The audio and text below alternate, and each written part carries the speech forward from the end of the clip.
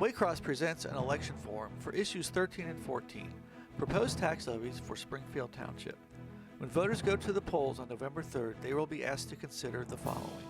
Issue 13, an additional tax for the benefit of Springfield Township for the purpose of providing and maintaining fire apparatus, mechanical resuscitators, underwater rescue and recovery equipment, or other fire equipment and appliances, buildings and sites, therefore, for sources of water supply and materials, therefore, for the establishment and maintenance of lines of fire alarm communications, for the payment of firefighting companies or permanent, part-time, or volunteer firefighting, emergency medical service, administrative or communications personnel to operate the same, including the payment of any employer contributions required for such personnel under sections 145.48 or 742.34 of the revised code, for the purchase of ambulance equipment, for provision of ambulance, paramedic, or other emergency medical services operated by a fire department or firefighting company, or for the payment of other related costs at a rate not exceeding 2 1/2 mils for each $1 valuation, which amounts to 25 cents for each $100 of valuation for a continuing period of time commencing in 2020, first due calendar year 2021. Issue 14, an additional tax for the benefit of Springfield Township for the purpose of providing and maintaining motor vehicles, communications, other equipment, buildings, and sites for such buildings used directly in the operation of a police department, for the payment of salaries of permanent or part-time police communications or administrative personnel to operate the same, including the payment of any employer contributions required for such personnel under section 145.48 or 742.33 of the revised code, for the payment of the costs incurred by townships as a result of contracts made with other political subdivisions in order to obtain police protection, for the provision of ambulance or emergency medical services operated by a police department, or for the payment of other related costs at a rate not exceeding 2 1/2 mils for each $1 valuation, which amounts to 25 cents for each $100 of valuation for a continuing period of time commencing in 2020, first due in calendar year 2021. Welcome to another Waycross election forum. This forum is for the Springfield Township Police and Fire Tax Levies. I'm Dana Gagnon, Government Programming Coordinator for Waycross Community Media, and I have here with me Hunter Ellis, who is a student at Xavier University. Thanks so much. Yeah, glad to be here. Now we have with us in the studio Springfield Township Administrator Chris Gilbert, and we have Springfield Township Trustee Christy Dukes Davis. Thank you so much for coming in to help us understand a little bit more, answer our questions about this levy. Yeah, absolutely. Thanks for having us. Thanks for having us. Now, we're going to start with a 2-minute opening statement, but before we do that, I want to take a minute to say that if you are watching this program live on September 30th, you will be able to email me your questions right to this iPad here in the studio, and I can ask them your questions right here during the program. The email address is live@waycross.org. You can use that if you're watching it now, which is September 30th. If you're watching and you want to participate, you must be a Springfield Township resident to ask a question about the Springfield Township levies. And when you send in your email, please include your name, your street address, and your town.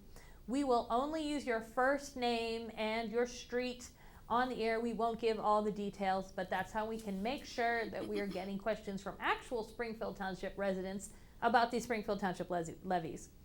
So let's start with an introduction to what is this levy about. Okay. Well, as you mentioned, we have 2 levies on the ballot, issue 13 and 14. Issue 13 is for an additional 2 1/2 mils for fire, and issue 14 is an additional 2 1/2 mils for police. Every year, I provide the board with budget projections for all departments in the township overall. And each year, especially with levy-driven departments like police and fire, it's vitally important that we make sure that we keep an eye on projections every year so that we know when a new levy or additional levies need to be put on the ballot to potentially provide additional revenue for those 2 departments. Townships in Ohio are sort of a la carte government. And what I mean by that is you have special levies that drive the major departments. Police and fire, obviously, and in some cases, public works. In I guess in regards to police and fire, our goal is to make those levies stretch as long as possible. There's something which I'm sure you've heard of before called the bow tie effect. When you pass a levy, the revenue generally stays flat. That's particularly the case with residential taxes. They do fluctuate a little bit with commercial, but for the most part, and especially since Springfield Township is predominantly a bedroom community, when we pass a property tax levy, revenues generally stay flat, meaning you can only bring in the amount of revenue for that particular levy, the entire life of that particular levy, from value based on when the actual levy was passed. So if your house was valued at $150,000, that tax is levied against that $150,000 throughout the life of that levy, especially if it's continuing. So when we passed the levy for police back in 2009, our revenue has stayed flat since 2009 for police. Undoubtedly, revenues go up. Expenditures go up. So that's where you get the bow tie effect. My job and the job of the board, and being the sort of having responsibility over the fiduciary responsibilities of the township, they make sure that those levies last as long as possible, and we have money in those funds to provide those core services. The idea is to, in the first few years, bring in more money than you're spending. Because at some point, those lines are going to intersect where then you're then now spending more money than you're bringing in. So you want to draw down on those reserves. The reason we're here today is because as we looked last year and throughout the first part of this year, we knew that we were running toward the end of those levies. Levies only have a useful life of so long. We originally anticipated that these levies would last 5 or 6 years. And obviously in police, they've lasted 11. In fire, it's lasted almost 10. So we've almost doubled the life of the expected life of these levies. So as we discussed last year and the first part of this year, we knew that levies were going to be inevitable. We know that and are acutely aware of the situation with the economy and the tax burden on residents. However, we know that it would be not something that we would want to happen, which is if we wait any longer, we're going to be in a situation where we may not have the revenue possible to start the new year. And as a result, we would have to make drastic cuts and significant reductions in service for both police and fire. We know that every year we have to have at least 25% of what's needed in the appropriations for the following year to start that year, which means we have to have a pretty robust carryover balance. And without new levies, that just will not be possible, and the reserve funds will be depleted by 2022. Well, so you've kind of covered a lot in your opening statement here, but let's just take a general overview. Why exactly is Springfield Township asking for these levies? Specifically because, as I mentioned in the opening statement, we are in a position where if we don't increase revenue, we're going to need to make cuts to both police and fire. The beautiful thing about living in a township is your elected officials do not get to raise taxes, unlike municipalities. They don't have that unilateral authority. So the board, Christy and her two colleagues, put the levy on the ballot simply to ask the question to the residents. What level of service do you want for police and fire? You get to decide. There's no tax in a township that is not created by the residents. The residents vote the taxes in. The board does not. The board just simply asks a question. And the board, in this case, felt it was the responsible thing to do is to let the residents decide the level of service they want. I think, and the board, will attest, we've done everything we can with the amount of revenue that we've had. The police makes over 25,000 calls for service every year. The fire department is the third busiest department in the county. So we know there's a demand for the service. And with that, it comes at a cost. And the good thing is the residents get to decide whether they want to maintain that level of service that they're getting today, or they can decide to not increase revenue, at which point they've said what they would want then is a reduction of service, and that would be what the board would have to do is reduce service, because unlike the federal government, we cannot deficit spend. So we actually have to make sure that the books balance. So you've covered a lot between that question and the opening statement. I think we may hit a couple things again just to make sure. Yeah. But one of the things that you mentioned is that part of this is advanced planning. You have to look ahead. Mm-hmm. It's not so much if we can do it right now, but right. You have to look ahead to say, will we still be able to afford this in a year or two? Sure. I think my next question was, how long were those levies supposed to last originally? But covered that, 5 or 6 years. And that depends, right? I mean, it depends on how much the board is putting on the ballot. So back in 2011, it was a 1 mil levy for fire. And we knew that we just needed a little bit of extra revenue in order to help push us into the future. With police, I think back in 2009, it was 3 or 3.5 mils. And at that particular point in time, we knew that that would probably last us 5 or 6 years. And again, when we do budget projections, and I'll let Christy talk about this a little bit, is that it's always worst case scenario. So my budget projections to the board always show this is if, revenue is conservative as I show it, and at the same time, it shows a very robust expenditure proposal, and know that we never spend everything we appropriate.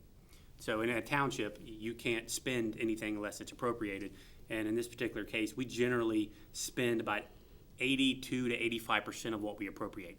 But our projections show 95 to 100%, and that's because I always want to project the worst case scenario, so we're never caught in a situation where,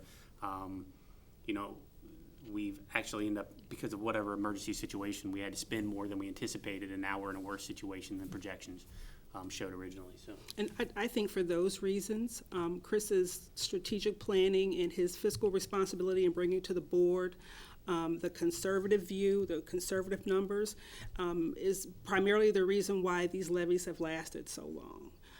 I know that there's the fire department, we're in need of 3 heavy equipment automobiles that can total possibly $1.5 million.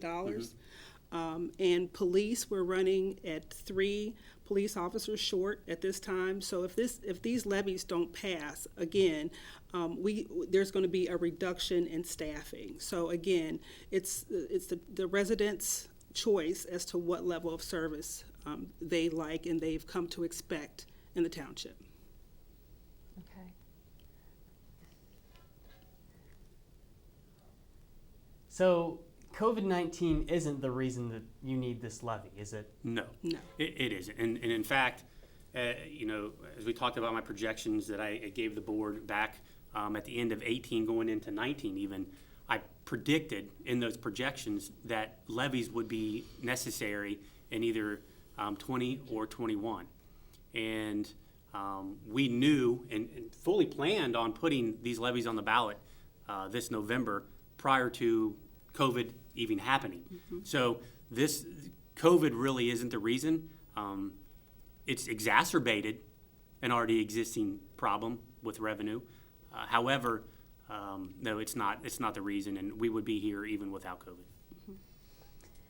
So can you talk a little bit about the specific services? We're talking kind of in general, but Sure. Even with or without COVID, there's the basic stuff we know. They show up and put out fires, and the police department shows up when you call 911. But there's actually a lot more going on in those departments. Can you tell us a little bit more about those things? Yeah, absolutely. Well, when it comes to fire, everyone thinks of fire departments as fire, right? And understandably so. It's right there in the name.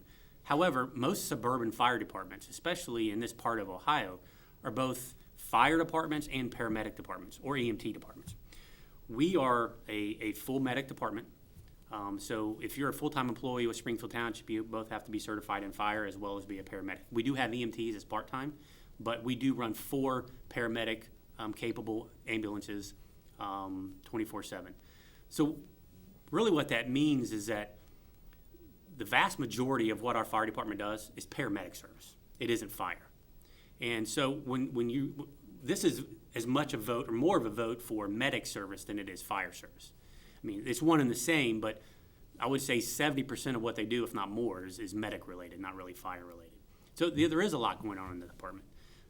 When it comes to fire, we do all of our in-house and training, so both medic and fire training, trying to be as efficient as possible. Again, as I mentioned, they're the 3rd busiest department in the county. Last year, they were given the award as the Ohio Fire Department of the Year by the Ohio Department of Public Safety. They have an ISO rating of 2. What that means is that From an insurance rating, and what that means is, as an ISO rated 2, only 3% of the departments in the country have that rating. So we are, in the top echelons in the country as it relates to that service. So they do a lot. Most of it is medic. They're starting paramedicine services. We have a joint relationship with UC for the mobile stroke unit. And then police, yeah, they do a lot there as well too. But all the normal policing stuff. But in addition to that, there's a lot of community-oriented policing that they do. They have various youth programs where they brought in adolescent teenage girls throughout last year and taught them basic life skills. Our female officers did. They do, over the Christmas holiday season, they do Shop with a Cop, where they take kids from underprivileged areas and take them out and shop during the Christmas season. In fire, they do a tremendous job of educating the local schools with fire safety, and they do CPR training for the community. So there's a lot going on. They provide a lot of ancillary benefit to the community other than what their day-to-day job is. And you mentioned the UC Health Mobile Stroke Clinic. Mm-hmm. And residents may have seen that in the fire department's mm-hmm. garage. Mm-hmm. As residents may have a question, are we paying for any of this? Those are great services, but is that something that our tax dollars are paying for? And what's the answer to that? No, it is not. The residents of Springfield Township is not funded by taxpayer dollars. So it became a partnership from the leadership of our chief, Rob Leininger, brought it to us, and the UC Mobile Stroke Unit wanted to see if we were able to house the truck as a partnership between the township. It actually responds within 15-20-minute radius of Springfield Township. So to answer your question, no Springfield Township residents' tax dollars are being utilized for that UC Mobile Stroke Unit, but they are just by nature of the proximity of the truck. They are the greatest the benefactors of those services because we're the closest in proximity. So let's talk a little bit about the money and figures with the levies. So how much is the tax, and how many mills is each of the levies asking for? 2.5 each, so 2.5 for police and 2.5 for fire. They will be $87.50 annually per $100,000 of valuation. So $7.29 a month. So how long will this levy last? That's a good question, right? So if you asked me back in 2009 how long the police levy would last, I would say 5 or 6 years. Well, we've been able to stretch that to 11. I think our goal, obviously, is to make it last as long as possible. My projections show that the levies will last approximately 4 to 5 years.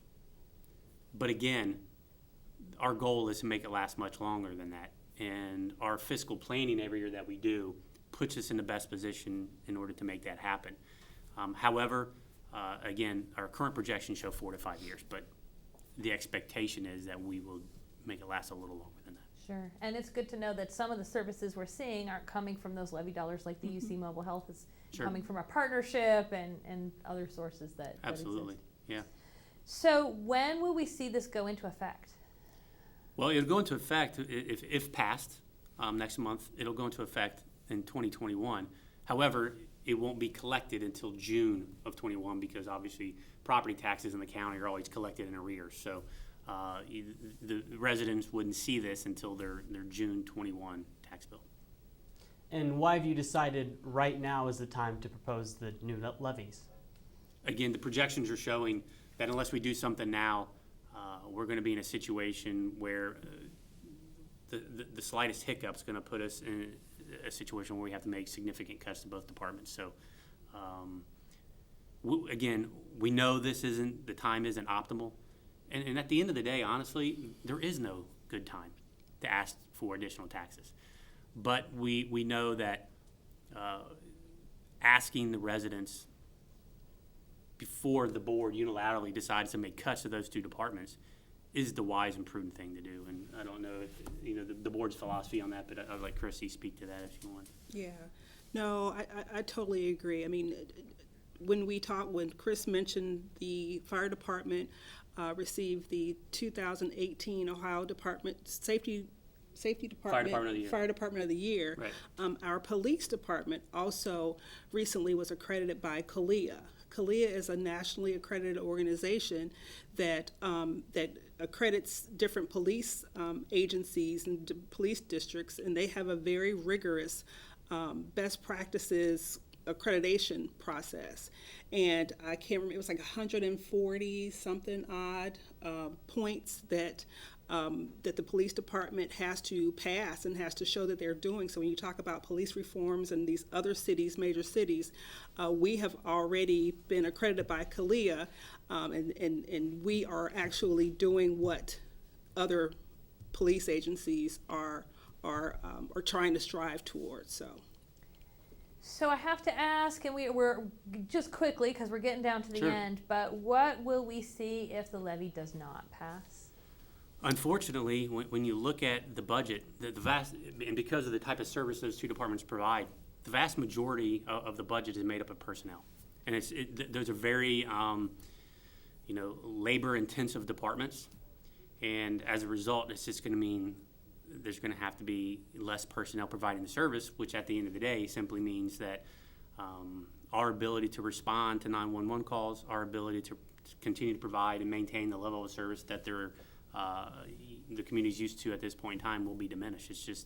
That's the fact about it. And the police department is already operating with less staff than what the national recommendation is. The recommendation in this particular community would be 88 officers.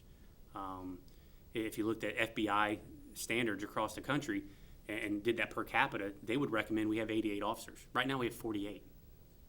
And we have 3 vacant positions to get to 51, but right now we're operating at 48.